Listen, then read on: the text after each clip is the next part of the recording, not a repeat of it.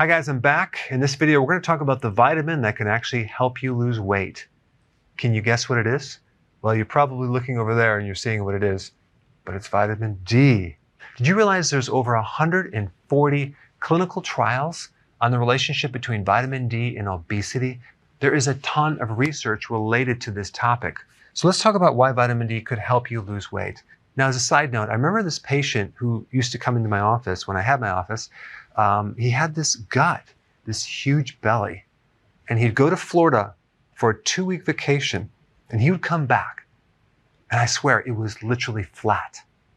And at the time, I didn't know it was the vitamin D, but it was the vitamin D from the sun, because you would get all the sun, and his stomach would just shrink. Now, this next point is very interesting. Vitamin D deficiency occurs when someone becomes obese. It occurs routinely in diabetics, when you have insulin resistance, when you're under stress, you're usually deficient in vitamin D. Actually, when you get certain vitamins, and I'm talking specifically the flu, you're usually always deficient in vitamin D. When you have asthma, you're usually deficient in vitamin D. High blood pressure, you usually have a vitamin D deficiency. Autoimmune conditions and inflammation, you have a situation where you don't have enough vitamin D. Now, what's interesting, if you look at all these conditions, what would be the common thread? Well, right here, insulin resistance, which is really created by having too much insulin. Too much insulin in type 2 diabetes, definitely in obesity or a stubborn metabolism.